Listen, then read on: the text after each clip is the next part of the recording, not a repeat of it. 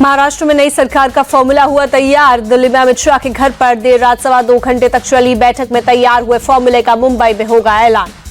सूत्रों के मुताबिक एकनाथ शिंदे, अजित पवार ने बतौर सीएम देवेंद्र फडणवीस के नाम पर जताया समर्थन। मुंबई में अगले 2 दिन में होने वाली विधायक दल की बैठक में होगा नेता का ऐलान। सूत्रों के मुताबिक अजित पवार और एकनाथ शिंदे होंगे डिप्टी सीएम। अजित पवार को वित्त मंत्रालय, एकनाथ शिंदे को अर्बन डेवलपमेंट के बदले रेवेन्यू और पीडब्ल्यूडी विभाग देने पर चर्चा। बीजेपी गृह और शहरी विकास मंत्रालय अपने पास रखेगी। मराठा के साथ ओबीसी को भी सरकार में उचित प्रतिनिधित्व दिया जाएगा। सूत्रों के मुताबिक कैबिनेट में बीजेपी के 20 से 22 मंत्री होंगे, जबकि शिवसेना को 12, एनसीपी को 9 से 10 मंत्री पद मिल सकते हैं। बैठक के बाद मुंबई पहुंचकर एकनाथ शिंदे ने बैठक को बताया सकारात्मक। कहा, राज्य की जनता ने जो स्पष्ट बहुमत दिया है, मैं उसका आदर करता हूं। महाराष्ट्र रिजल्ट के बाद एमवीए में दरार पड़ती दिख रही है। उद्धव गुट के नेता अंबादास दानवे ने कहा, पार्टी को भविष्य में अकेले चुनाव लड़ना चाहिए। अंबादास दानवे का कांग्रेस पर अटैक। कहा, उद्धव ठाकरे को सीएम के तौर पर प्रोजेक्ट करते तो नतीजे अलग होते। अंबादास दानवे ने कहा, लोकसभा चुनाव के बाद ओवर कॉन्फिडेंट थी कांग्रेस, किसी को सुनने को तैयार नहीं थी। अंबादास दानवे के बयान पर नाना पटोले ने जवाब दिया। कहा, हम सहयोगियों को साथ रखना चाहते हैं, लेकिन अगर कोई बाहर जाना चाहता है तो वो उसका फैसला है। महाराष्ट्र हार नहीं बचा पा रही है कांग्रेस। प्रदेश कांग्रेस अध्यक्ष नाना पटोले बोले, चुनाव आयोग ने पारदर्शिता नहीं रखी।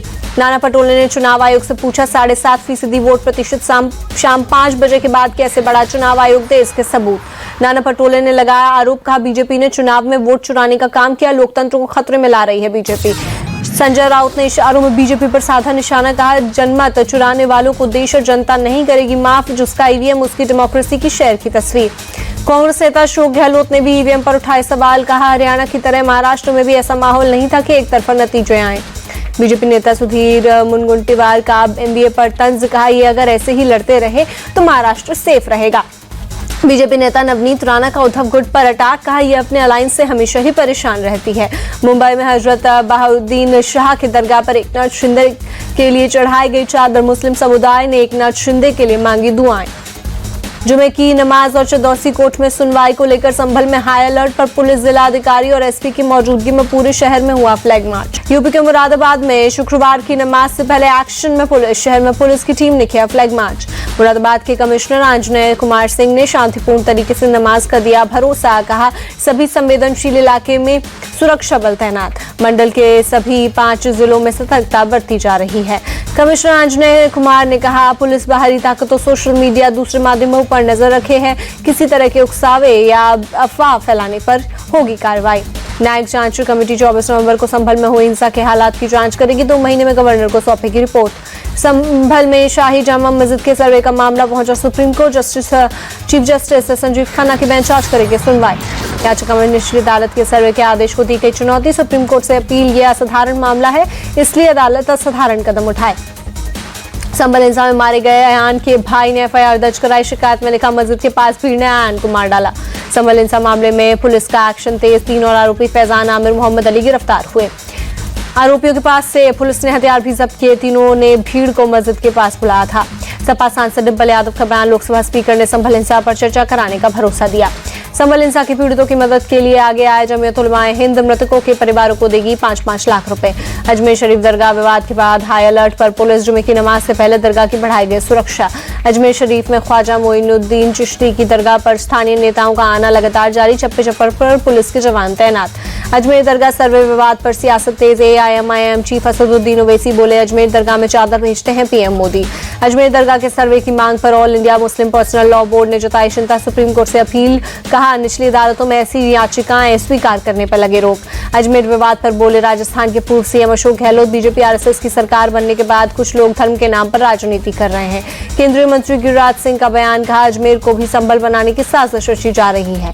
बीजेपी सांसद रवि किशन ने कहा, जब तक जांच नहीं हो जाती तब तक इस पर शांत रहना चाहिए। अजमेर विवाद में सपा सांसद रामगोपाल यादव भी कूदे। कहा, सत्ता में रहने के लिए बीजेपी के लोग कुछ भी कर सकते हैं। पीएम मोदी का आज से 3 दिवसीय ओडिशा दौरा। एयरपोर्ट से राजभवन तक करेंगे रोड शो। डीजीपी IG सम्मेलन सहित कई कार्यक्रमों में होंगे शामिल।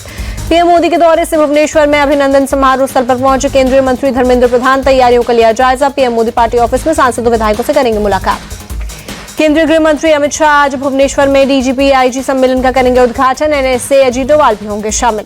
खालिस्तानी आतंकी गुणपतवंत सिंह पन्नू ने भुवनेश्वर में होने वाले DGP-IG सम्मेलन में हंगामे की दी धमकी। वीडियो जारी कर समर्थकों को मंदिरों और होटलों में छिपने का निर्देश दिया। बजट सत्र तक बढ़ाया गया वक्फ संशोधन विधेयक के लिए गठित JPC का कार्यकाल, संसद में कार्यकाल बढ़ाने का प्रस्ताव पास। वक्फ संशोधन बिल के खिलाफ कोलकाता में जमात-ए-उलमा का प्रोटेस्ट, अध्यक्ष सिद्दीकुल्लाह चौधरी ने कहा बिल का विरोध करते रहेंगे। पटना में विधान परिषद के बाहर आरजेडी पार्षदों का प्रदर्शन, वक्फ संशोधन कानून को वापस लेने की मांग। विपक्ष के हंगामे पर बरसे बिहार के डिप्टी CM विजय सिन्हा, अब लालटेन युग वापस नहीं आएगा, अब LED का समय। इंग्लैंड के बाद जर्मनी के दौरे पर पहुंचे मध्य प्रदेश के CM मोहन यादव, म्यूनिख में बेवरियन स्टेट के लीडरशिप से की मुलाकात। CM मोहन यादव ने कॉर्पोरेट जगत के लोगों से मुलाकात कर MP में निवेश कर दिया न्योता, कहा MP में उद्योग धंधे स्थापित करने के लिए अनुकूल माहौल। म्यूनिख में प्रवासी भारतीयों ने किया CM मोहन यादव का स्वागत। CM ने कहा भाषा की चुनौती को दूर करने के लिए MP में लैंग्वेज इंस्टीट्यूट खोलने की सरकार की योजना। तमिलनाडु में राष्ट्रपति मुर्मू ने डिफेंस सर्विस स्टाफ कॉलेज के फैकल्टी स्टूडेंट्स ऑफिसर को संबोधित किया। राष्ट्रपति मुर्मू ने कहा साइबर वॉर, आतंकवाद, क्लाइमेट चेंज जैसी चुनौतियों से निपटने के लिए तैयार रहना होगा। आम आदमी पार्टी राष्ट्रीय संयोजक अरविंद केजरीवाल का आरोप, दिल्ली की कानून व्यवस्था पूरी तरह से फेल, कहा दिल्ली की सुरक्षा की जिम्मेदारी केंद्र सरकार की। अरविंद केजरीवाल का आरोप, व्यापारियों को वसूली के फोन आ रहे हैं, चारों तरफ महिलाओं के साथ छेड़खानी, मर्डर, गैंगरेप के मामले बढ़ते जा रहे हैं, दिल्ली की छवि खराब कर रही है केंद्र सरकार। बागेश्वर धाम के पीठाधीश्वर पंडित धीरेन्द्र शास्त्री की सनातन हिंदू एकता यात्रा का आज आखिरी दिन। ओरछा में राजा नाम के मंदिर पर 12 बजे दर्शन के बाद यात्रा होगी पूरी। कोलकाता में पुलिस और हिंदू महासभा के सदस्यों के बीच झड़प, एक पुलिसकर्मी को आई चोट। जम्मू कश्मीर के पुंछ में छजला ब्रिज के पास मिला संदिग्ध वस्तु, सुरक्षा को देखते हुए रोड बंद किया गया। ओडिशा के भुवनेश्वर में नर्सिंग की 12 छात्राएं बीमार, बाहर का खाना खाने के बाद बिगड़ी तबीयत, सभी छात्राओं को अस्पताल में कराया गया भर्ती। तिरुपति के तिरुमला मंदिर पहुंची SIT, मंदिर के प्रसाद में मिलावट के मामले को लेकर SIT ने की जांच तेज। उदयपुर में सिटी पैलेस का गेट 4 दिन बाद खुला, आम जनता और पर्यटकों की हुई एंट्री। राज परिवार में विवाद की वजह से बंद था गेट, लक्ष्यराज सिंह मेवाड़ ने खुलवाया गेट।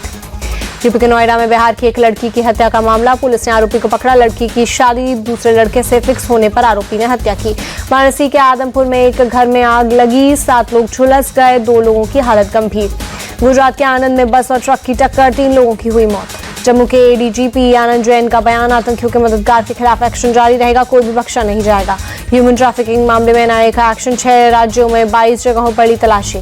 तमिलनाडु के नागापट्टिनम में भारी बारिश को लेकर जारी किया गया अलर्ट, मछुआरों को समुद्र में नहीं जाने की दी गई सलाह। पुडुचेरी और घराईखल में भारी बारिश की चेतावनी, सरकार ने 29 और 30 नवंबर को सभी सरकारी प्राइवेट स्कूल कॉलेजों को बंद करने के आदेश दिए। दिल्ली NCR में स्कूलों को छोड़कर सभी जगहों पर सोमवार तक ग्राफ 4 के नियम लागू रहेंगे, सुप्रीम कोर्ट ने आदेश जारी किया। दिल्ली में जापानी इंसेफेलाइटिस का केस मिला, MCT ने अधिकारियों से बीमारी की रोकथाम और जागरूकता अभियान चलाने को कहा। यूपी के कानपुर में बजरंग दल की तरफ से हिंदू युवकों को त्रिशूल दीक्षा दी गई, देश के 10,000 प्रखंडों में होगा कार्यक्रम। त्रिशूल दीक्षा के तहत बजरंग दल हिंदू नौजवानों को देश और हिंदू धर्म की रक्षा का संकल्प दिलवा रहा है। 9 से 11 दिसंबर तक जयपुर में राइजिंग राजस्थान प्रोग्राम, CM भजन लाल ने तैयारियों का जायजा लिया। CM भजन लाल ने कहा राजस्थान में निवेश की अपार संभावनाएं, हम लोग निवेश लाने में जुटे हुए हैं।